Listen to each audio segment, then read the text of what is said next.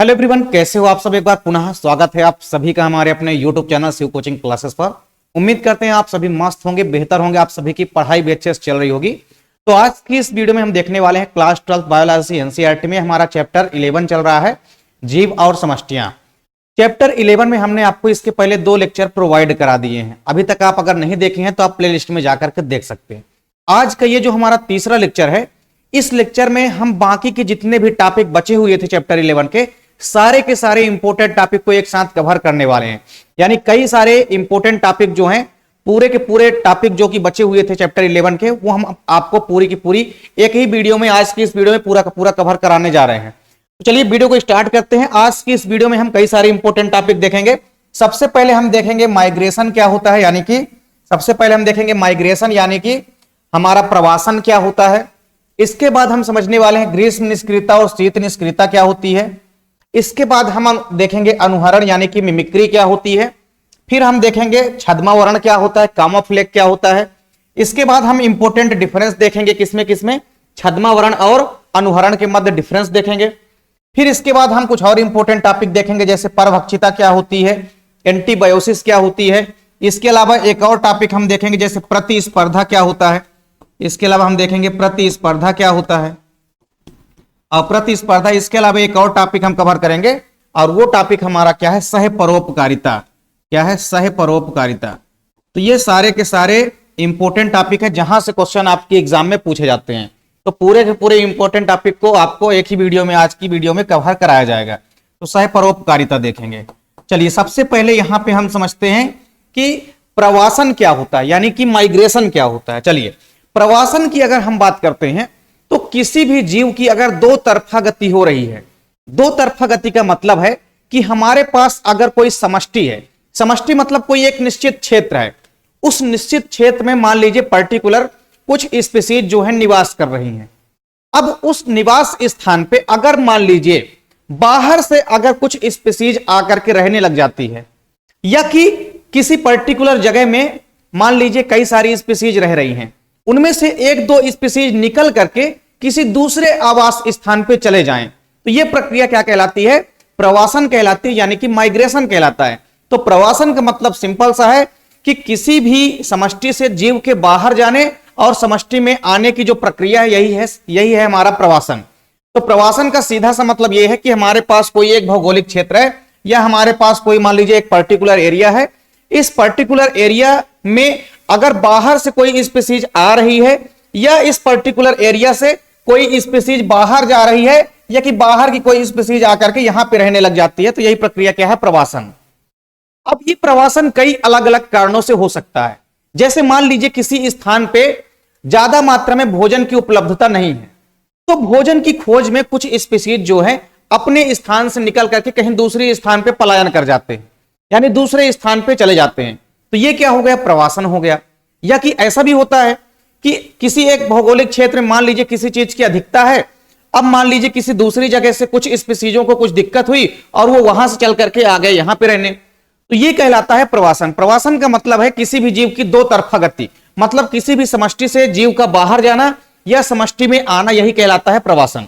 तो प्रवासन की अगर हम बात करें तो किसी भी समष्टि के जो जीव होते हैं, इनकी जो दो तरफा गति होती है, यानी किसी भी समष्टि से जीव के बाहर जाने एवं वापस आने की जो प्रक्रिया होती है, इसी को हम बोलते हैं प्रवासन। क्या बोलते हैं, प्रवासन। अब प्रवासन की अगर हम बात करें तो अलग अलग आवश्यकताओं के अनुसार प्रवासन भी अलग अलग टाइप्स के होते हैं। प्रवासन के सबसे पहला जो प्रकार है वो है हमारा दैनिक प्रवासन। क्या है, दैनिक प्रवासन। दैनिक प्रवासन का मतलब क्या होता है, दैनिक मतलब डेली, जो प्रतिदिन होने वाला प्रवासन है। जैसे चिड़िया वगैरह जो होती हैं, वो भोजन की तलाश में सुबह जो है अपने घोंसले से बाहर निकल के चली जाती हैं, और शाम होते ही ये भोजन की व्यवस्था बना करके फिर से वापस लौट आती हैं। तो ये हो गया हमारा दैनिक प्रवासन।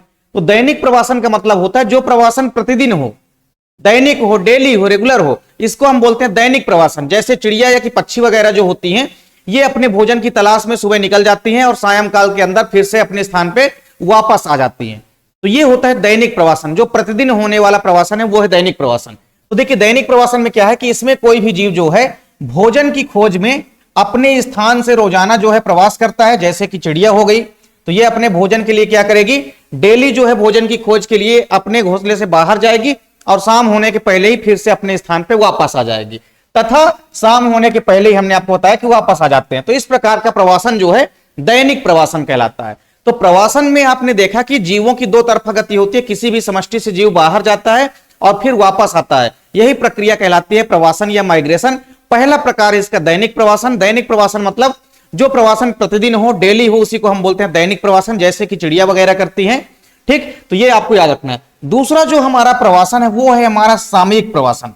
तो सामयिक प्रवासन देखिए क्या होता है, यह प्रवासन उस दौरान होता है जब किसी आवास स्थल में जीवों की संख्या जो होती है उस स्थल की जो धारण क्षमता होती है उससे अधिक हो जाती है और उनकी संख्या जो होती है लगातार बढ़ने से उस स्थल पर भोजन की कमी हो जाती है। क्या हो जाती है? भोजन की कमी हो जाती है, जिसके कारण भोजन प्राप्ति हेतु जो जीव होते हैं ये दूसरी जगह जो है क्या करते हैं, आवास पर चले जाते हैं, दूसरे आवास पर चले जाते हैं। सिंपल सी बात कह रहा है कि एक ऐसा प्रवासन जो कि उस समय जीवों के अंदर उत्पन्न होता है, जैसे मान लीजिए किसी पर्टिकुलर एरिया में 100 व्यक्तियों के रहने की व्यवस्था है। कितने व्यक्तियों के? मान लीजिए कोई एक पर्टिकुलर एरिया है, इसके अंदर 100 व्यक्तियों के रहने के लिए और खाना के लिए व्यवस्था है। ठीक, तो 100 व्यक्तियों के भोजन के लिए और रहने के लिए यानी कि आवास के लिए, शेल्टर के लिए इनकी व्यवस्था है। अब अगर यहां पे मान लीजिए अलग से 40 और स्पीसीज आ जाती हैं, तो फिर ऐसी स्थिति में क्या होगा? ऐसी स्थिति में फिर कुछ जीवों को एक स्थान से दूसरे स्थान तक प्रवास करना पड़ेगा, मतलब एक स्थान से दूसरे स्थान पर जाना पड़ेगा। क्यों? क्योंकि उनको पर्याप्त मात्रा में भोजन और रहने के लिए, शेल्टर के लिए पर्याप्त मात्रा में जगह नहीं मिल पाएगी। तो सीधी सी बात है कि सामयिक प्रवासन का मतलब है कि जो समय समय पर होता है। अपनी भाषा में आप इसको अगर समझे तो आप समझ सकते हैं कि अगर कोई पर्टिकुलर एरिया है, उस पर्टिकुलर एरिया में अगर मान लीजिए 100 लोगों के रहने खाने की व्यवस्था है, अब वहां पे अगर बाहर से और कई सारी स्पीसीज आ जाती हैं, उनका अगर प्रवासन हो जाता है, जिस कारण से इन जीवों को आपस में भोजन के लिए और रहने के लिए जो है आपस में संघर्ष छिड़ जाएगा और कुछ जीवों को क्या होगा, खाना मिलेगा, कुछ को खाना नहीं मिल पाएगा। तो खाने की फिर तलाश में ये कहां जाएंगे? दूसरी जगह जाएंगे। तो इस प्रकार का प्रवासन क्या कहलाएगा? सामयिक प्रवासन। सामयिक प्रवासन डेली जरूरी नहीं है कि डेली होगा, समय समय पर होगा। तो सामयिक प्रवासन का सिंपल सा फंडा है कि भैया किसी स्थान पे अगर जितनी धारण क्षमता है, लोगों के रहने खाने की जितनी व्यवस्था है, अगर उतने हैं तब तो ठीक है, उससे ज्यादा अगर आ गए तब तो दिक्कत होनी है। कुछ जीवों को फिर पलायन करना पड़ेगा, एक स्थान से दूसरे स्थान पे जाना पड़ेगा, और इस प्रकार का प्रवासन कहलाएगा हमारा सामयिक प्रवासन। तीसरा है ऋतु प्रवासन। ऋतु प्रवासन देखिए क्या होता है, इस प्रकार का जो प्रवासन होता है यह भोजन की तलाश तथा विपरीत पर्यावरणीय दशाओं से बचने के लिए होता है। जैसे मान लीजिए किसी पर्टिकुलर स्थान पे 4-5 स्पीसीज रह रही हैं, ये मान लीजिए एक पर्टिकुलर स्थान हो गया। अब यहां पे 1 2 3 4 स्पीसीज मान लीजिए यहां पे रह रही है। अभी मान लीजिए क्या है, ठंडी का मौसम है, तो मान लीजिए इनमें से कुछ जाति या कुछ स्पीसीज ऐसे हैं जो ज्यादा ठंड को ग्रहण नहीं कर सकते हैं, तो ये ऐसे स्थानों पे जाने की कोशिश करेंगे जहां पे गर्मी होगी, मतलब जहां का वातावरण क्या होगा, गर्म होगा। तो पर्यावरण से बचने के लिए, पर्यावरण की जो स्थितियां हैं, जो पर्यावरण के कारण उत्पन्न इनको समस्या है, उनसे बचने के लिए जब ये एक स्थान से दूसरे स्थान पे पलायन कर जाते हैं, ये एक स्थान से दूसरे स्थान पे चले जाते हैं, तो इस प्रकार की जो हमारी प्रवासन होती है उसको हम बोलते हैं ऋतु प्रवासन। ऋतु प्रवासन का मतलब यह है कि ऋतुओं में अगर चेंजेस आ जाए, अगर जीव ज्यादा सहन शक्ति नहीं है उसके अंदर, तो उसके अनुकूल अगर परिस्थितियां नहीं है, तो जाहिर सी बात है कि जीव ऐसी जगह में जाएगा जहां का जो रहने का माहौल है या जहां का जो इन्वायरमेंट या वातावरण है वो उस जीव के अनुकूलित हो। तो जहां पे अनुकूल होगा वातावरण, वहां पे ये जीव क्या कर जाएगा, प्रवास कर जाएगा एक स्थान से दूसरे स्थान पे। तो इस प्रकार का प्रवासन जो है क्या कहलाता है, ऋतु प्रवासन। तो तीनों प्रवासन आपने देखा, दैनिक प्रवासन जो कि डेली होगा, प्रतिदिन करते हैं जीव।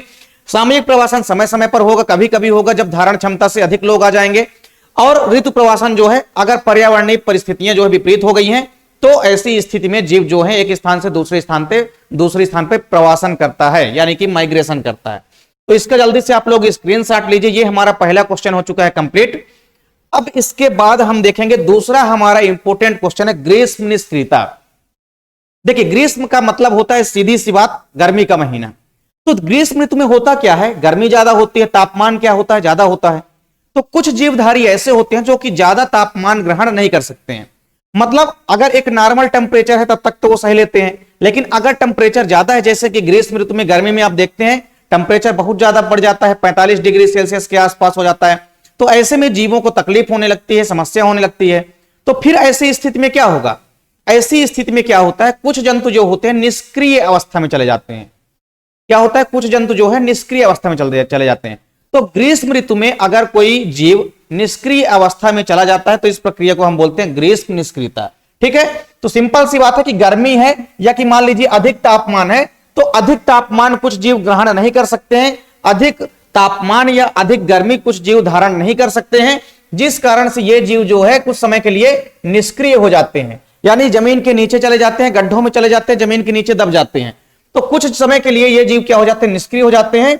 और इसी क्रिया को हम बोलते हैं ग्रीष्म निष्क्रियता। क्या बोलते हैं? ग्रीष्म निष्क्रियता। तो अगर ग्रीष्म ऋतु में यानी गर्मी के महीने में अधिक तापमान के कारण कुछ जीव जंतु जो है निष्क्रिय अवस्था में चले जाते हैं, इस अवस्था को हम बोलते हैं ग्रीष्म निष्क्रियता। मतलब ग्रीष्म ऋतु में अगर कोई जंतु निष्क्रिय हो रहा है तो ऐसे जंतुओं को हम बोलते हैं ग्रीष्म निष्क्रियता, या इस प्रक्रिया को हम बोलते हैं ग्रीष्म निष्क्रियता। एग्जाम्पल जरूर आपको याद रखना है। जैसे अपन मेढक की यदि बात करते हैं तो मेढक में आप देखेंगे कि मेढक क्या होता है कि गर्मियों में जो मेढक होता है ये ठंडे एवं छायादार स्थानों पर चले जाते हैं। सिंपल सी बात है, आप लोग मेढक को देखे होंगे। कभी क्या आप लोग गर्मी के महीने में मेढक को देखते हैं? टेम्परेचर जब ज्यादा होता है, मई जून के टाइम में आपको मेढक ना के बराबर दिखता है, बहुत कम मात्रा में दिखते हैं। हालांकि दिखते ही नहीं है, मई जून में अगर आप देखेंगे तो बहुत कम मात्रा में दिखेंगे। तो मई जून का जब महीना होता है यानी गर्मी का जब महीना होता है, इसमें क्या होता है कि ये मेढक जो होते हैं ठंडे स्थानों पर या तो चले जाएंगे या तो छायादार स्थानों पर चले जाएंगे, जमीन के नीचे दब जाएंगे, गड्ढों में दब जाएंगे, और फिर जैसे ही इनके अनुकूल परिस्थितियां आएगी ये पुनः जो है वापस आ जाएंगे। तो सीधी सी बात है कि जो ग्रीष्म निष्क्रियता होती है, ग्रीष्म ऋतु में जीवों की निष्क्रियता ही क्या कहलाती है? ग्रीष्म निष्क्रियता। तो बहुत सारे जंतु ऐसे होते हैं जो कि ज्यादा गर्मी सहन नहीं कर सकते और ये निष्क्रिय अवस्था में चले जाते हैं ग्रीष्म ऋतु आने पर। ठीक, इसके अलावा और एग्जाम्पल अगर आपको देखना है तो दक्षिण पूर्वी जो मरुस्थल है, यहां पे कुछ भू गिलहरी, जो गिलहरी होती है ये पाई जाती है। ये गिलहरी भी क्या होती है, ज्यादा गर्मी सहन नहीं कर पाती है। दक्षिण पूर्वी मरुस्थल की जो होती हैं, लेकिन उत्तर पूर्वी मरुस्थल की बहुत जगह हमने देखा भी है कि जो गिलहरियां होती है वो उतना निष्क्रिय अवस्था में नहीं जाती हैं। लेकिन दक्षिण पूर्वी मरुस्थल में क्या होता है, गर्मी हो सकता है ज्यादा होती होगी जिस कारण से सहन नहीं कर पाते और निष्क्रिय अवस्था में चले जाते हैं। तो इस प्रकार से ये कई सारे एग्जाम्पल हैं, जैसे मेढक हो गया, गिलहरी हो गई, इनके एग्जाम्पल आपको याद रखना है क्योंकि ये एग्जाम्पल भी आपके बोर्ड एग्जाम में पूछे जाते हैं। तो ग्रीष्म निष्क्रियता का मतलब है कि बहुत सारे जंतु ग्रीष्म ऋतु में निष्क्रिय हो जाते हैं, जिस क्रिया को हम बोलते हैं ग्रीष्म निष्क्रियता। अब ग्रीष्म निष्क्रियता क्यों आती है? तो गर्मी के कारण क्या होता है, इन जंतुओं में श्वसन में दिक्कत हो जाती है। क्या हो जाती है? इन जंतुओं में श्वसन में तकलीफ होती है। इसके अलावा भोजन ग्रहण करने जैसी कई सारी समस्याएं जो होती है इनके शरीर में मंद हो जाती है, बहुत धीमी हो जाती है। ज्यादा टेम्परेचर के कारण बहुत सारे जंतुओं के अंदर भोजन ग्रहण करने की जो प्रक्रियाएं होती है ये धीमी गति से चलने लगती है, जिस कारण से भी ये जंतु जो है निष्क्रिय अवस्था में चले जाते हैं। तो ये आपको स्क्रीनशॉट लेना है ग्रीष्म निष्क्रियता का। अब सेम इसका अपोजिट कर दीजिए तो आ गया हमारा शीत निष्क्रियता। शीत निष्क्रियता का मतलब क्या है? ठंडी के महीने में आप देखेंगे, ठंडी का जब महीना होता है, शीत ऋतु आती है जब, तो इसमें क्या होता है, अत्यधिक ठंडी होती है। तो यानी तापमान क्या हो जाता है, बहुत कम हो जाता है। तो कुछ जीव कम तापमान को भी सहन नहीं कर पाते हैं, मतलब ज्यादा ठंडी अगर सहन नहीं कर पाएंगे कुछ जीव, तो ये कुछ समय के लिए निष्क्रिय अवस्था में चले जाते हैं जब तक कि ठंडी कम नहीं हो जाती है। तो अगर शीत ऋतु में कोई भी जंतु निष्क्रिय अवस्था में चले जाते हैं, ठंड के मौसम में अगर कोई भी जंतु निष्क्रिय अवस्था में चले जाते हैं, तो इस प्रक्रिया को हम बोलते हैं क्या? शीत निष्क्रियता। क्या बोलते हैं? शीत निष्क्रियता बोलते हैं। शीत निष्क्रियता के कारण भी कई सारे हो सकते हैं, जैसे जंतुओं में श्वसन की प्रक्रिया में क्या होने लगती है, दिक्कत होने लगती है, तकलीफ या समस्या होने लगती है। इसके अलावा जो कुछ जीव ऐसे होते हैं जिनमें हृदय स्पंदन जो दर होती है, हृदय की जो धड़कने की प्रक्रिया होती है ये कम होने लग जाती है, जिस कारण से ब्लड सर्कुलेशन भी इनके बॉडी का बिगड़ जाता है। श्वसन की प्रक्रियाओं में भी दिक्कत होने लगती है। इसके अलावा पाचन की जो दर होती है, डाइजेशन की जो रेट होती है, इसमें भी क्या होती है, कमी आ जाती है। और ऐसी कई सारी प्रक्रियाएं हैं जो कि ठंडी के मौसम में कुछ जीवों के अंदर होने लग जाती है, जिनसे बचने के लिए ही ये जंतु क्या करते हैं, निष्क्रिय अवस्था में चले जाते हैं। तो शीत निष्क्रियता का मतलब है कि अगर शीत ऋतु में या ठंडी के महीने में कुछ जंतु अगर निष्क्रिय अवस्था में चले जाते हैं तो इस प्रक्रिया को हम बोलते हैं शीत निष्क्रियता। तो शीत निष्क्रियता का भी आप लोग स्क्रीनशॉट ले सकते हैं। इसका भी एग्जाम्पल आप लोग मेढक लिख सकते हैं, क्योंकि मेढक ज्यादा ठंडी भी सहन नहीं कर सकता है। इसका भी एग्जाम्पल आप लोग क्या लिख सकते हैं, फ्रॉग या मेढक लिख सकते हैं। ठीक, तो मेढक जो होता है ज्यादा ठंडी नहीं सहन कर सकता, ना ही ज्यादा गर्मी। तो ये अधिकतर आपको बरसात के टाइम के आसपास दिखाई देगा। जैसे अभी ठंडी आने वाली है तो इक्का दुक्का आपको मेढक दिखाई देंगे, एक दो मेढक बहुत कम मात्रा में कुल मिला के आप कह सकते हैं दिखाई देंगे। जैसे ही अभी देखेंगे आप अगले मंथ तक में, दिसंबर होते होते आप देखेंगे मेढक आपको बिल्कुल दिखाई नहीं देंगे, पूरे के पूरे दब जाएंगे, किनारे कोनों पर जाकर के दब जाएंगे, जमीन के गड्ढों में धंस जाएंगे, पानी के अंदर चले जाएंगे या गड्ढों के मिट्टी के अंदर चले जाएंगे, लेकिन आपको दिखाई नहीं देंगे। तो कुल मिलाकर के शीत निष्क्रियता का एग्जाम्पल क्या है आपका सबसे बढ़िया, फ्रॉग या मेढक। चलिए इसके बाद हम बात करते हैं अनुहरण या मिमिक्री। बहुत ही इंपॉर्टेंट टॉपिक है ये आपके एग्जाम में। इसमें जो डिफरेंस होता है अनुहरण व छद्मावरण में, ये अक्सर आपके एग्जाम में पूछा जाता है। चलिए हम बात करते हैं अनुहरण की। तो अनुहरण की अगर हम बात करते हैं तो अनुहरण शब्द की जो उत्पत्ति है, ये अनुहरण को एक्चुअली हम इंग्लिश में बोलते हैं मिमिक्री। क्या बोलते हैं इंग्लिश में? इसको हम मिमिक्री बोलते हैं। तो मिमिक्री का मतलब क्या होता है? जो हमारा मिमिक्री है इसकी जो उत्पत्ति हुई है ये लैटिन भाषा के एक शब्द से हुई है। किससे हुई है? लैटिन भाषा के एक शब्द से हुई है जिसका नाम है मिमिकोस। तो जो हमारा अनुहरण है, इस अनुहरण शब्द की उत्पत्ति जो हुई है या मिमिक्री शब्द की जो उत्पत्ति हुई है, ये एक लैटिन भाषा के शब्द से हुई है जिसका नाम है मिमिकोस। क्या है? मिमिकोस। और मिमिकोस का शाब्दिक अर्थ क्या होता है? समान रूप धारण करना। क्या कर लेना? समान रूप धारण कर लेना। या आप ऐसा भी कह सकते हैं कि नकल करना, किसी भी दूसरे जंतु के समान नकल करना या समान रूप धारण कर लेना ही क्या कहलाता है? अनुहरण या मिमिक्री कहलाता है। अब कैसे कोई भी जंतु जो है दूसरे जंतुओं के समान अपने आप को धारण करेगा? तो सीधी सी बात है, आप लोग इसके एग्जाम्पल तो बाद में देखेंगे, आपको बस थोड़ा सा समझना है। जैसे मान लीजिए हमारे पास कोई पर्टिकुलर एक एनिमल है, ठीक? एक एनिमल है जो कि शिकार करने वाला है किसी भी छोटे से जंतु का। जैसे मान लीजिए हमारे पास क्या है, एग्जाम्पल के लिए आप समझ सकते हैं, जैसे मान लीजिए हमारे पास क्या है? शेर है। क्या है हमारे पास? मान लीजिए एग्जाम्पल के लिए क्या है? एक शेर है, ठीक? अब शेर मान लीजिए क्या है? शेर जो है भैया शिकारी है। क्या है? शिकारी है, ये शिकार करेगा किसी का। अब मान लीजिए एक हमारे पास छोटा सा जंतु है, उसका नाम मान लीजिए हम मान लेते हैं टिड्डा। क्या मान लेते हैं? टिड्डा, ठीक? टिड्डा। ये जस्ट समझने के लिए है, इसको एग्जाम्पल आप लोग नहीं मानेंगे। तो जैसे मान लीजिए हमारे पास एक क्या है? शेर है। अब शेर क्या? शिकारी है। और ये क्या करेगा? टिड्डे का शिकार करेगा। किसका शिकार करेगा? टिड्डे का शिकार करेगा, ठीक? तो अब अगर मान लीजिए टिड्डा अगर अपने आप को शेर के जैसे रंग रूप में अगर मान लीजिए ढाल लेता है, ठीक? तो यही प्रक्रिया क्या है?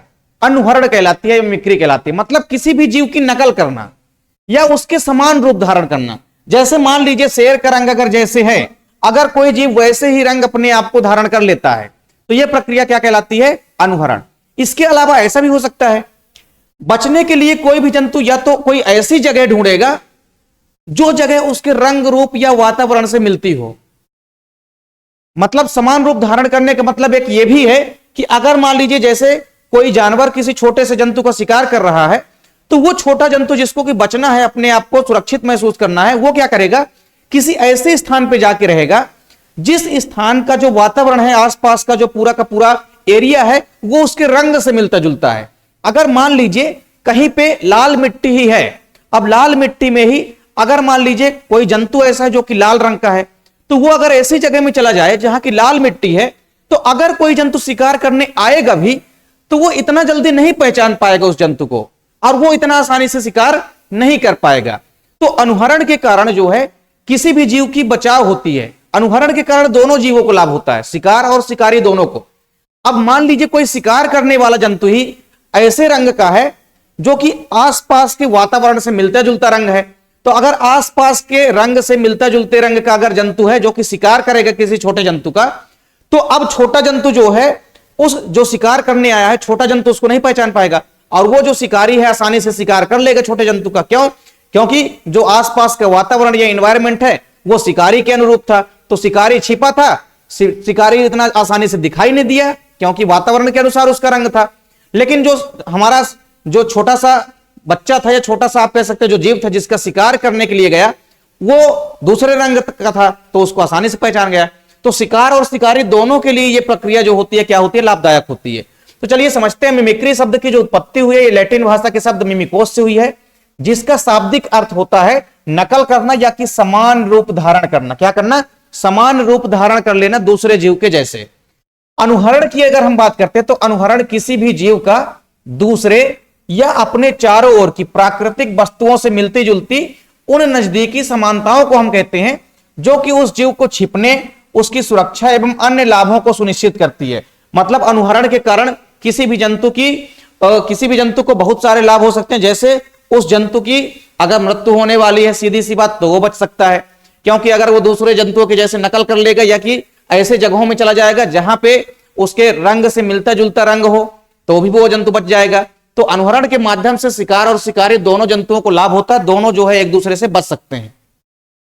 तो इस प्रकार आप देखेंगे कि जो अनुहरण होता है ये उस जीव को या तो प्राकृतिक शत्रु की नजर से बचाता है, तो सीधी सी बात है शत्रुओं की नजर से बचाएगा अनुहरण। इसके अलावा आप देखेंगे या तो उसे डरावना या नुकसानदेह दिखने में मदद करेगा। अगर मान लीजिए कोई जंतु ऐसा रूप धारण कर लेता है, अपने शरीर में कुछ ऐसे एक्टिविटी धारण कर लेता है जिस कारण से अगर कोई शिकार करने आया है जंतु, तो वो क्या करेगा, शिकार नहीं कर पाएगा, क्योंकि वो डर जाएगा। डरावना चीज देखेगा तो डर जाएगा, तो वो शिकार करने भले ही आया है लेकिन वो फिर से लौट जाएगा, शिकार नहीं करेगा। तो अनुहरण के कारण कोई भी जंतु जो है डरावना या नुकसानदेह दिखने लगता है, वो अपने अंदर ऐसे लक्षणों को डेवलप कर सकता है या अपने शरीर को ऐसे रूप धारण कर सकता है, या इसके अलावा किसी ऐसे जगहों में जाकर के छिप सकता है ताकि कोई भी शिकार जो है उसका, कोई भी शिकारी उसका शिकार ना कर पाए। तो अनुहरण से आपने ये सीखा कि अनुहरण जो है, अनुहरण का मतलब होता है किसी भी जीव के जैसे नकल करना, किसी पर्टिकुलर एक जीव के जैसे अगर दूसरा जीव नकल कर रहा है यानी उसके जैसे बनने की कोशिश कर रहा है या समान रूप धारण कर रहा है। जिस रंग रूप का अगर सामने वाला शिकारी है, उसी रंग रूप को अगर मान लीजिए शिकार जो है धारण कर लेता है, तो यही प्रक्रिया कहलाती है अनुहरण। क्योंकि अगर दोनों सेम रंग के हो जाएंगे तो एक दूसरे को ढूंढने में बहुत तकलीफ होगी, इतनी आसानी से एक दूसरे को नहीं पहचान पाएंगे, एक दूसरे से शत्रुओं की नजर से बच जाएंगे और इनकी रक्षा जो है हो जाएगी। तो ये है हमारा अनुहरण यानी कि मिमिक्री। सेम इसी से मिलता जुलता एक चीज है, वो है हमारा कामोफ्लेज यानी कि छद्मावरण। छद्मावरण की अगर हम बात करते हैं तो देखिए यह एक ऐसी घटना होती है जो कि जीवों या प्राणियों को अपने आसपास से समान वर्ण, चिन्ह व आकृति के कारण मिला जुला सा बनाती है। छद्मावरण हम इसी को कहते हैं। छद्मावरण के बहुत सारे एग्जाम्पल आप लोग देखेंगे। छद्मावरण में होता क्या है, आप देखेंगे कि छद्मावरण जो होता है, सिंपल सी बात है कि जैसे मान लीजिए आप लोगों ने देखा होगा, जैसे जो मक्के का टाइम होता है, मक्के का जब सीजन आता है, तो मक्के का जब सीजन आता है तो आप लोग क्या देखेंगे, मक्के के सीजन में मक्के की जो लीफ होती है, क्या होती है, मक्के की जो लीफ होती है यानी मक्के की जो पत्तियां होती है, इनकी पत्तियों में आपको एक ग्रास हापर यानी कि टिड्डा दिखाई देगा। क्या देगा, एक ग्रास हापर यानी कि टिड्डा दिखाई देता है। और इस टिड्डे का जो कलर होता है, क्या होता है, इस टिड्डे का जो कलर होता है ये एकदम से पत्ती के जैसे रंग का होता है, पत्ती के जैसा दिखेगा भी आपको, और इसका पूरा का पूरा जो कलर होगा ये भी एकदम पत्ते के जैसे ही ग्रीन रंग का होगा। तो जिस कारण से आप देखेंगे कोई भी शिकार करने अगर मान लीजिए जंतु आया है, अब मान लीजिए कोई बड़ा जंतु आया, अब वो बड़ा जंतु चाहता है कि हम इस टिड्डे का शिकार कर लें, तो इतना आसानी से शिकार नहीं कर पाएगा। क्यों? क्योंकि इस टिड्डे का जो रंग है अपने आसपास के इन्वायरमेंट, मतलब जिसमें वो पला है, जिसमें वो रह रहा है, उसका जो रंग है, वर्ण है, वो आसपास के इन्वायरमेंट से मिल रहा है, जिस कारण से कोई भी शिकारी जो आएगा इसको आसानी से नहीं पहचान पाएगा और इसका बचाव हो जाएगा। ठीक इसी प्रकार से मान लीजिए अगर कोई शिकारी आया और वो शिकारी का रंग कैसा है, अपने चारों तरफ के वातावरण से मिलता जुलता है, तो जो शिकार है वो बच नहीं पाएगा। क्यों? क्योंकि अगर मान लीजिए कोई शिकारी शिकार करने के लिए आया और उस शिकारी का रंग अगर मान लीजिए मक्के का ही आप एग्जांपल ले सकते हैं, जैसे मान लीजिए कोई ऐसा जंतु आए जो कि एकदम ग्रीन रंग का हो। अब ग्रीन कलर के खेत में आप देखें कि ग्रीन रंग का शिकारी जो है आ गया है, और किसी दूसरे रंग का अगर कोई छोटा जीव है उसका वह आसानी से शिकार कर लेगा, क्योंकि वो हरे रंग का है, शिकारी छिप जाएगा, दिखेगा नहीं उस जंतु को इतना जल्दी से। जिस कारण से आप देखेंगे कि यह प्रक्रिया जो होती है शिकारी एवं शिकार दोनों के लिए लाभदायक होती है।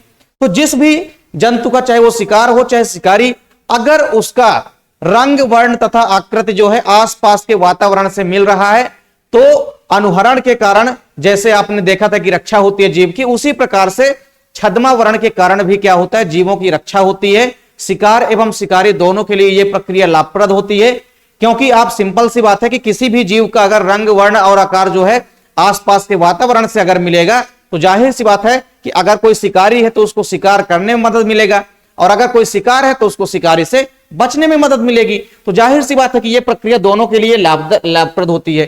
तो आप लिख भी सकते हैं कि छद्म वर्ण जो है सभी प्रकार के प्राणियों के लिए लाभदायक होती है, चाहे वो शिकार हो हमारा, चाहे वो शिकारी हो। एग्जाम्पल आप लिख सकते हैं, जैसे उदाहरण आप इसका लिख सकते हैं कि जैसे पत्ती के आकार का आप लोग देखे होंगे, एकदम पत्ती के आकार का ग्रास पर यह टिड्डा दिखाई देता है।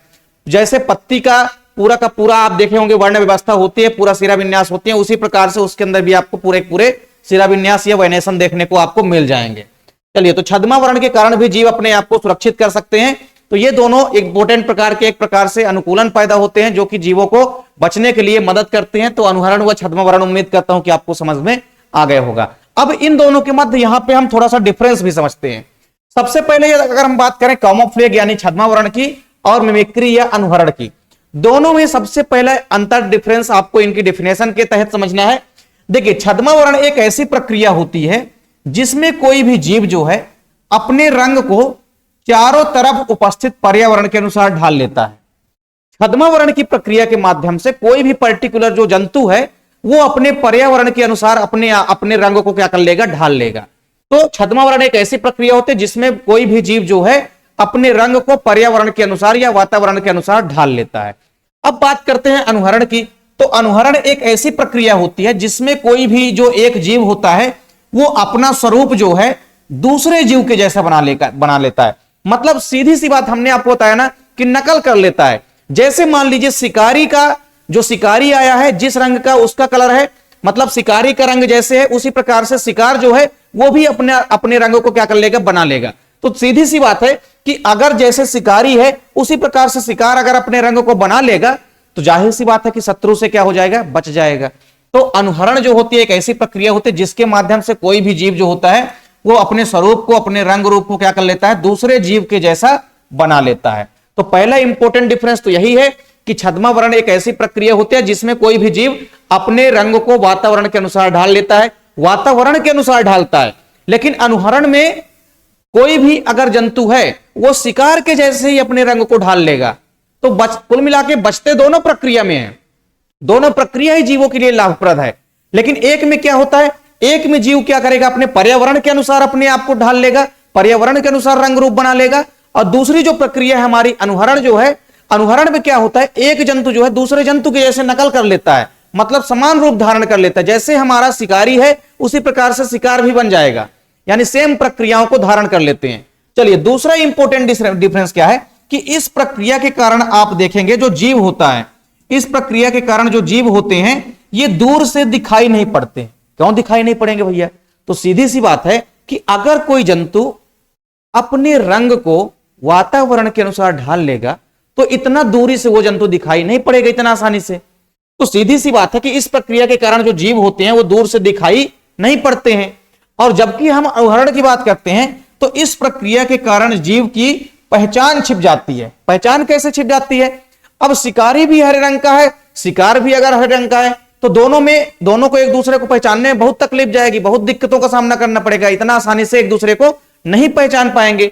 तो इस प्रकार से आप देखेंगे कि जो हमारा अनुहरण होता है इस प्रक्रिया के कारण जीव की पहचान क्या हो जाती है, छिप जाती है। ठीक, तो अनुहरण के कारण जीवों की पहचान छिप जाती है, जबकि जो हमारा छद्म वर्ण होता है, छद्म वर्ण के कारण जीव जो है दूसरे जीव के जैसे दूसरे जीव को आसानी से दिखाई नहीं पड़ते हैं। मतलब वातावरण के अनुसार इन्होंने अपने रंग को ढाल लिया जिस कारण से दूसरा जंतु इसको आसानी से दूर से नहीं देख पाएगा और ये जंतु आसानी से बच जाएगा। जब तक में देखेगा तब तक में ये फरार। चलिए, तीसरा इंपॉर्टेंट चीज क्या है कि यह प्रक्रिया जो होती है सभी प्रकार के जीवों, शिकार एवं शिकारी दोनों के लिए लाभप्रद है। छद्म वर्ण में दोनों को फायदा हो सकता है। अगर शिकारी अपने आप को ढाल लिया पर्यावरण के अनुसार तो उसको फायदा होगा, और अगर शिकार पर्यावरण के अनुसार अपने रंग को ढाल लिया तो उसको फायदा होगा। यानी इस प्रक्रिया के कारण दोनों ही लाभान्वित होते हैं। जबकि अनुहरण में अगर हम देखें तो यह प्रक्रिया केवल और केवल जो अनुहरण प्रदर्शित करने वाले जीव होते हैं उन्हीं में पाई जाती है। अनुहरण की प्रक्रिया जो है केवल जो अनुहरण प्रदर्शित करने वाले जीव हैं उन्हीं के लिए लाभप्रद है, सभी के लिए लाभप्रद नहीं है। अब वो चाहे शिकारी हो चाहे शिकार हो, कोई भी हो सकता है। तो जो अनुहरण प्रदर्शित करेगा उसी के लिए यह प्रक्रिया केवल और केवल लाभप्रद होती है। चौथा इंपॉर्टेंट डिफरेंस है कि यह एक सामान्य प्रकार का अनुकूलन होता है। जो हमारा छद्मावरण होता है यह एक सामान्य प्रकार का अनुकूलन होता है, लेकिन जो हमारा पूरा का पूरा अनुहरण होता है यह एक विशिष्ट प्रकार का अनुकूलन होता है। विशिष्ट प्रकार का मतलब है कि कॉम्प्लेक्स टाइप का जो है अनुकूलन होता है, यह एक प्रकार से एडाप्टेशन होता है। तो आप छद्मावरण व अनुहरण के मध्य यहां पे हमने आपको 4 इंपॉर्टेंट डिफरेंस कराए हैं, और चारों ही डिफरेंस आप लोगों के पॉइंट ऑफ व्यू से इंपॉर्टेंट है, पेपर के पॉइंट ऑफ व्यू से। चलिए आप लोग इस अंतर या डिफरेंस का स्क्रीनशॉट जल्दी से लीजिए, इसके बाद हमारे कुछ और टॉपिक बचे हैं उनको भी जल्दी से देखते हैं। सबसे पहले आपने देखा पूरा का पूरा जो हमारा प्रवासन होता है यानी माइग्रेशन होता है क्या होता है। इसके अलावा आपने देखा ग्रीष्म निष्क्रियता और शीत निष्क्रियता, फिर आपने देखा अनुहरण व छद्मावरण क्या होते हैं। इसके बाद अब हम देखेंगे अगला टॉपिक, और हमारा अगला टॉपिक क्या है, परभक्षिता यानी प्रीडेशन। परभक्षिता का मतलब क्या है?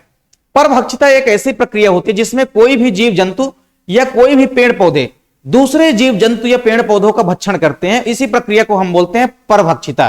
क्या बोलते हैं? परभक्षिता। तो जो जीव भक्षण करते हैं उन जीवों को हम बोलते हैं परभक्षी जीव। क्या बोलते हैं? अगर कोई जीव जो है दूसरे जीव का भक्षण कर रहा है तो उस जीव को हम क्या बोलेंगे? परभक्षी, या उसको हम दूसरा नाम क्या दे सकते हैं? परभक्षक कह सकते हैं। क्या कह सकते हैं उसको हम कह सकते हैं परभक्षक। क्या कह सकते हैं? परभक्षक। तो परभक्षक का मतलब सीधे से है परभक्षी, यानी दूसरों का भक्षण करने वाले। तो बहुत सारे पौधे भी ऐसे होते हैं जो कि भक्षण करते हैं जंतुओं का, और बहुत सारे जंतु भी ऐसे होते हैं जो कि दूसरे जंतुओं का भक्षण करते हैं। जैसे एग्जाम्पल अगर आप लोग समझें तो परभक्षिता के बहुत सारे एग्जाम्पल हैं। अगर पौधों में हम इनकी बात करते हैं तो प्लांट में अगर आप इनके एग्जाम्पल देखेंगे, किसके अंदर? अगर प्लांट में आप इनके एग्जाम्पल देखेंगे तो बहुत सारे मांसाहारी पौधे होते हैं। क्या होते हैं? बहुत सारे पौधे ऐसे होते हैं जो कि मांसाहारी होते हैं। कैसे होते हैं? मांसाहारी होते हैं, अर्थात कीटों का भक्षण कर लेते हैं। मांसाहारी अर्थात आप कह सकते हैं ओमनिवोर। ठीक, तो सॉरी कार्निवोर होते हैं। क्या होते हैं? कार्निवोर होते हैं। तो कार्निवोर मतलब मांसाहारी। तो प्लांट जो होते हैं, कुछ प्लांट ऐसे होते हैं जो कि कीटों का भक्षण कर लेते हैं, अर्थात मांस का भक्षण करते हैं। तो ऐसे जंतुओं को हम, ऐसे पौधों को हम बोलेंगे मांसाहारी पौधे। तो कुछ मांसाहारी पौधे भी ऐसे होते हैं जो कि दूसरे जीवों का भक्षण कर लेते हैं। जैसे आप लोगों ने क्लास 9th या 10th में नाम सुना होगा ड्रोसेरा का। किसका नाम सुना होगा आप लोगों ने? ड्रोसेरा का नाम आप लोगों ने सुना होगा। इसके अलावा आप लोगों ने एक नाम सुना होगा, फेमस नाम, घटपर्णी। घटपर्णी का नाम आप लोगों ने सुना होगा, घटपर्णी। तो ये जो घटपर्णी होती है और ड्रोसेरा, ये क्या करती हैं? कीटों का भक्षण कर लेती है, छोटे छोटे जंतुओं का भक्षण करती हैं। इनके फ्लावर की बनावट ही ऐसे होती है, इनके पौधे की बनावट ही ऐसी होती है कि जैसे ही कोई जंतु आता है इनके ऊपर बैठता है तो इनके अंदर गिर जाता है और इनके अंदर डाइजेशन हो जाता है इनका। तो सीधी सी बात है कि कुछ पौधे भी ऐसे होते हैं जो कि कीटभक्षी होते हैं, अर्थात परभक्षी होते हैं, दूसरों का भक्षण करते हैं, दूसरे जीवों का भक्षण करते हैं। और जंतुओं के तो खैर एग्जाम्पल बहुत सारे हैं। आप लोगों को पता है कि बहुत सारे जंतु जो है मांसाहारी होते हैं जो कि शाकाहारी जंतुओं का भक्षण करते हैं।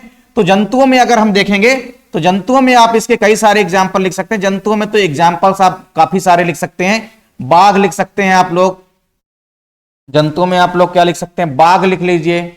इसके अलावा आप लोग शेर लिख सकते हैं, शेर लिख सकते हैं, सांप लिख सकते हैं। तो इस प्रकार से बहुत सारे एग्जाम्पल आप लिख सकते हैं। तो परभक्षिता का मतलब होता है कि एक ऐसी क्रिया जिसमें कोई भी जीव जंतु या पेड़ पौधे अन्य जंतुओं एवं पेड़ पौधों को पकड़ करके उन्हें खा जाते हैं। ऐसे जीवों को हम परभक्षक कहते हैं या परभक्षी जीव कहते हैं, तथा इस प्रकार की जो घटना होती है इसको हम बोलते हैं परभक्षिता। क्या बोलते हैं? परभक्षिता यानी कि प्रीडेशन। तो प्रीडेशन आपको समझ में आ गया होगा, छोटा सा टॉपिक है, कुछ नहीं है इसमें। परभक्षिता का मतलब है दूसरों का भक्षण करने वाले। तो कुछ जीव ऐसे होते हैं जो कि दूसरे जीवों का भक्षण कर लेते हैं, या कुछ पौधे भी ऐसे होते हैं जो कि दूसरे जीवों का भक्षण करते हैं। तो यही प्रक्रिया कहलाती है परभक्षिता। और जो जीव भक्षण करते हैं दूसरे जीवों का, ऐसे जीवों को हम बोलते हैं परभक्षक या परभक्षी जीव कह सकते हैं। ठीक, तो छोटा सा टॉपिक है, एग्जाम्पल आप लोग बहुत सारे लिख सकते हैं अपने से और कई सारे। तो परभक्षिता या प्रीडेशन का मतलब है कि जब कोई जीव या कोई पेड़ पौधा किसी दूसरे जीव या पेड़ पौधों का भक्षण करते हैं तो ऐसे जीव परभक्षक कहलाते हैं, और इस प्रकार की घटना जो है परभक्षिता कहलाती है। एग्जाम्पल आप लोग नोट कर सकते हैं। चलिए इसके बाद हम बात करते हैं एंटीबायोसिस। ये भी छोटा सा सिंपल सा टॉपिक है। एंटीबायोसिस का मतलब क्या है? एंटीबायोसिस का मतलब होता है कि जब कोई एक जीव किसी दूसरे जीव की वृद्धि को रोक देता है तो इसी प्रक्रिया को हम बोलते हैं एंटीबायोसिस। क्या बोलते हैं? एंटीबायोसिस। तो देखिए एंटीबायोसिस एक ऐसी क्रिया होती है जिसके द्वारा कोई भी एक जीव क्या करता है? दूसरे जीव की आंशिक या पूर्ण रूप से उसकी वृद्धि को क्या कर देता है, रोक देता है।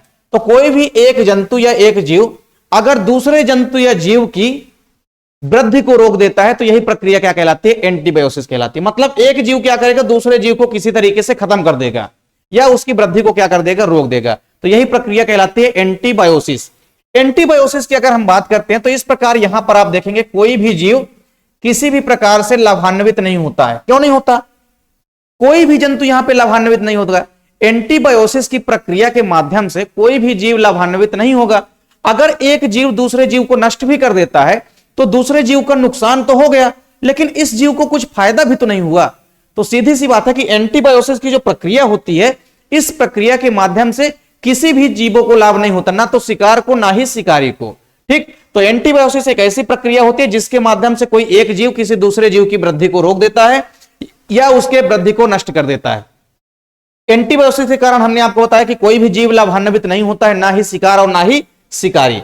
एंटीबायोसिस की क्रिया की अगर आप बात करेंगे तो ये प्रक्रिया ओवरऑल आप देखेंगे जो माइक्रो ऑर्गेनिज्म होते हैं, जो सूक्ष्म जीव होते हैं, केवल और केवल उन्हीं के अंदर पाए जाते हैं। जैसे बैक्टीरिया हो जाएंगे, बैक्टीरिया के अलावा कई सारे फंगाई हो जाएंगे यानी कवक हो जाएंगे, और इसके अलावा कुछ शैवाल होते हैं, कुछ एल्गी होते हैं, कुछ एल्गियों में भी ये प्रक्रिया जो है पाई जाती है। तो एंटीबायोसिस एक ऐसी क्रिया है जिसके माध्यम से कोई एक जीव जो है किसी दूसरे जीव की वृद्धि को रोक देता है या उसकी वृद्धि को खत्म कर देता है। यही प्रक्रिया कहलाती है एंटीबायोसिस। इस प्रक्रिया के माध्यम से कोई भी जीव लाभान्वित नहीं होता है, ना ही शिकार और ना ही शिकारी। ठीक, इसके अलावा आपने देखा कि एंटीबायोसिस जो है केवल और केवल सूक्ष्म जीवों के अंदर पाई जाती है, जैसे बैक्टीरिया हो गया, इसके अलावा कुछ फंगाई हो गए और इसके अलावा कुछ एल्गी यानी कि कवक हो गए, सॉरी कुछ शैवाल हो गए यानी कि कुछ एल्गी हो गए और कुछ फंगाई हो गए यानी कवक हो गए। तो इन्हीं के अंदर आप देखेंगे कि यह प्रक्रिया पूरी की पूरी पाई जाएगी। तो सूक्ष्म जीवों के अंदर, माइक्रोब्स के अंदर यह प्रक्रिया ओवरऑल पाई जाती है। चलिए इसका भी आप लोग जल्दी से स्क्रीनशॉट लीजिए। इसके बाद हमारा अगला टॉपिक है सहपरोपकारिता, या इसको हम बोलते हैं म्यूचुअलिज्म। तो सहपरोपकारिता बहुत ही इंपॉर्टेंट टॉपिक है। सहपरोपकारिता को हम सहजीविता भी बोलते हैं। क्या बोलते हैं इसको हम सहजीविता भी बोलते हैं। क्या बोलते हैं, सहजीविता भी बोलते हैं। नाम से स्पष्ट है सहजीविता। सहजीविता मतलब साथ साथ रह के जीवन यापन करना। तो एक ऐसी प्रक्रिया होती है जिसमें दो जीव आपस में साथ साथ रह के जीवन यापन करते हैं और दोनों ही जीव एक दूसरे को लाभ पहुंचाते हैं। मतलब अगर दो जीव आपस में मिलकर के रह रहे हैं तो दोनों ही एक दूसरे को लाभ पहुंचाएंगे।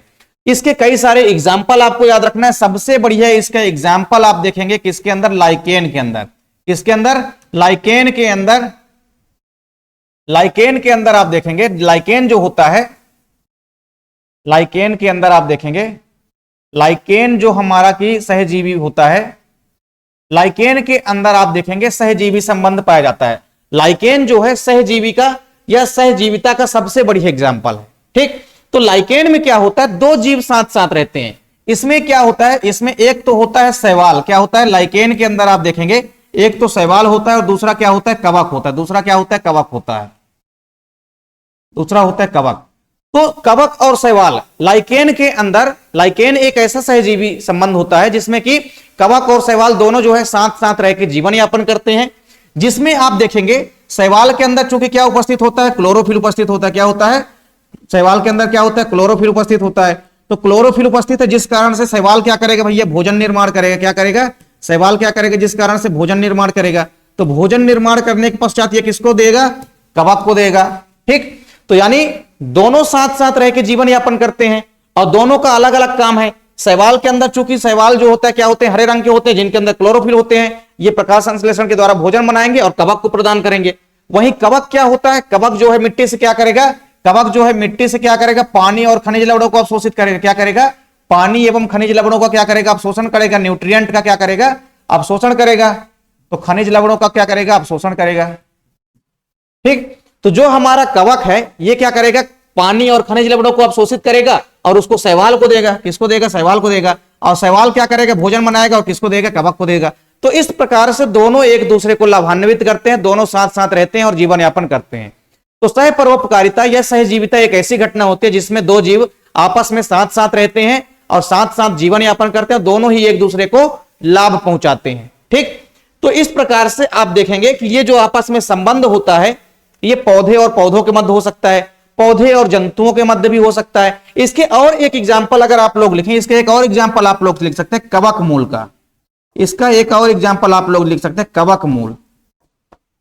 तो कवक मूल में देखिए क्या होता है, कवक मूल में दो जीवों के मध्य संबंध होता है। एक संबंध किसके मध्य होगा, उच्च वर्गीय जो पादप होते हैं, क्या होते हैं, जो उच्च वर्गीय पादप होते हैं,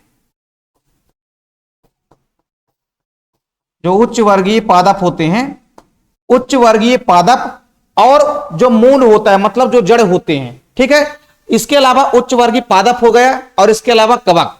तो उच्च वर्गीय जो पादप होते हैं इनकी जो जड़ें होती है, क्या होती है, उच्च वर्गीय पादप की जो जड़ें होती है, और इसके अलावा जो कवक होता है इनके मध्य एक संबंध पाया जाता है जिसको हम बोलते हैं कवक मूल। मतलब ये जो कवक होते हैं ये उच्च वर्गीय पौधों की जो जड़ें होती है उनके साथ मिलकर के एक नई संरचना का निर्माण करते हैं जिसको हम बोलते हैं कवक मूल। क्या बोलते हैं, जिसको हम बोलते हैं कवक मूल। और ये कवक मूल के द्वारा क्या होते हैं, दोनों ही एक दूसरे को लाभान्वित करते हैं, ठीक। कवक क्या करेगा, कवक जो है पानी और खनिज लवण का शोषण करेगा। क्या करेगा, ये पानी और खनिज लवण का क्या करेगा, पानी और खनिज लवण का शोषण करेगा। और पानी और खनिज लवण का शोषण करके किसको देगा, ये प्राप्त कराएगा जड़े को। जो उच्च वर्गीय पौधे होती है उनको उनकी जो जड़ें होती है उनके साथ कवक मिलकर के एक सहजीवी संबंध बनाता है जिसको हम बोलते हैं कवक मूल। तो इसमें कवक क्या काम करेगा, कवक पानी और खनिज लवण का शोषण करेगा और ये किसको प्रदान करेगा, जड़ों को प्रदान करेगा, यानी कि मूल। नाम ही हम कवक और मूल, मूल मतलब होता है जड़ और कवक, जब दोनों मिलकर के संबंध बनाते हैं तो उसी को हम बोलते हैं कवक मूल। तो कवक मूल में किसकी जड़ें होंगी, जो उच्च वर्गीय पादप होते हैं उनकी जड़ें होंगी और कवक, ये दोनों संबंध मिलकर के कवक मूल बनाएंगे। जिसमें कवक क्या करेगा, पानी और खनिज लवणों को क्या करेगा, अवशोषित करेगा और जड़ को प्रदान करेगा। और इसके बदले में जड़ों से क्या करेगा, इसके बदले में जड़ों से जो हमारा कवक है ये क्या करेगा, पोषण प्राप्त करेगा। क्या करेगा, पोषण प्राप्त करेगा, यानी कि भोजन प्राप्त करेगा। क्या करेगा, भोजन प्राप्त करेगा, ठीक।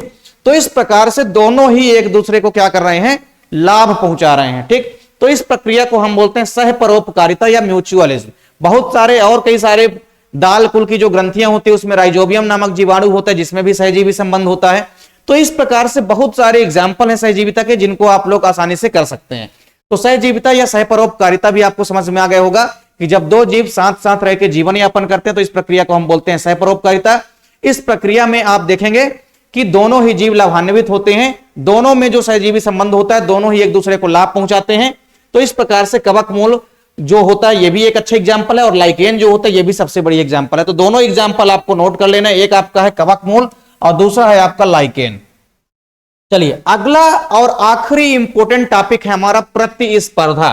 क्या है अगला टॉपिक हमारा, प्रतिस्पर्धा, या जिसको आप संघर्ष भी कह सकते हैं। क्या कह सकते हैं, प्रतिस्पर्धा को हम क्या कह सकते हैं, प्रतिस्पर्धा को हम संघर्ष भी कह सकते हैं। क्या कह सकते हैं, संघर्ष, या इसको हम इंग्लिश में बोलेंगे कंपटीशन। क्या बोलेंगे, कंपटीशन।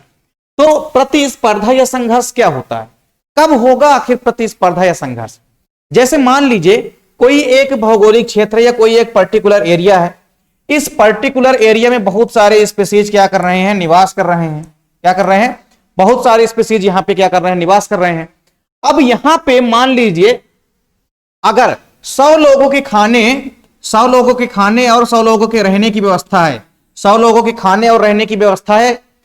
अगर मान लीजिए किसी दूसरी जगह से 2-4 प्रजातियां और आकर के यहां पे निवास करने लग जाए, यहां पे 2-4 और नई प्रजातियां आकर के क्या करने लग जाए, इस प्रकार से 2-4 और नई प्रजातियां आकर के निवास करने लग जाए, तो इन प्रजातियों के लिए भोजन की क्या हो जाएगी, समस्या उत्पन्न हो जाएगी और रहने की भी समस्या उत्पन्न हो जाएगी, क्योंकि यहां पे तो केवल 100 लोगों के रहने और खाने की व्यवस्था है। तो ऐसे में क्या हो जाएगा, आपस में इनके मध्य संघर्ष छिड़ जाएगा, जिसे ही हम बोलते हैं प्रतिस्पर्धा।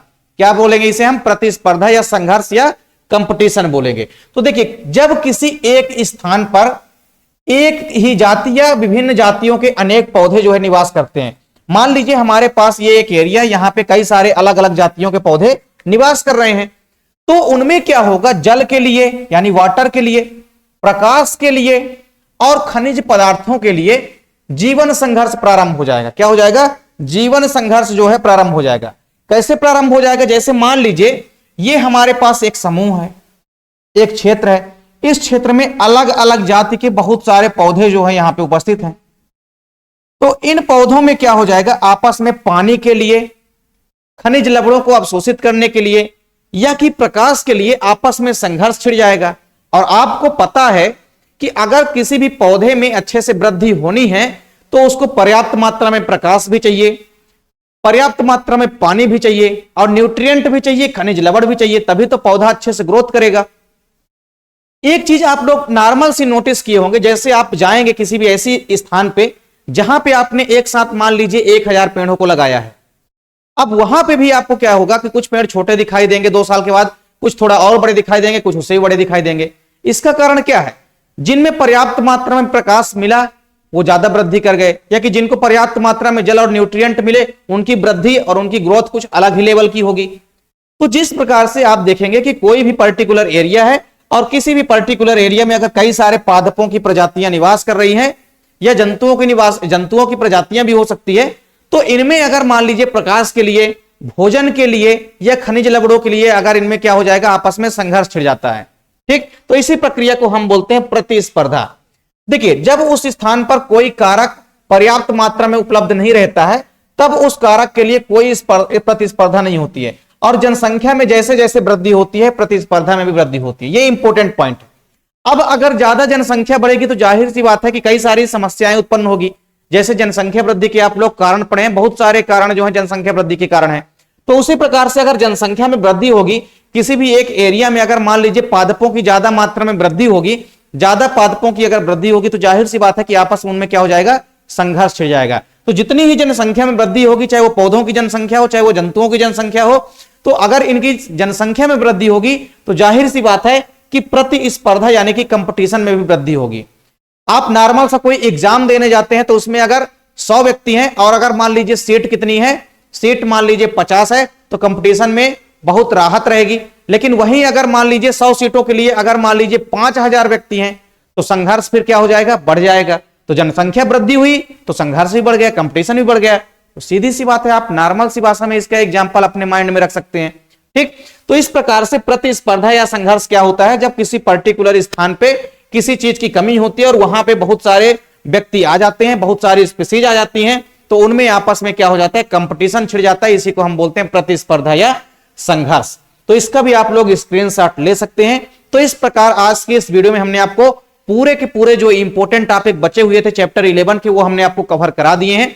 इसके बाद हमारा जो चैप्टर 11 है इसका हम सारे के सारे इंपॉर्टेंट क्वेश्चन की एक वीडियो आपको प्रोवाइड कराएंगे, और जितने भी वस्तुनिष्ठ क्वेश्चन है चैप्टर 11 के, ये हम आपको पूरा का पूरा प्रोवाइड कराएंगे। तो उम्मीद करता हूं कि आज की वीडियो आपको पसंद आई होगी।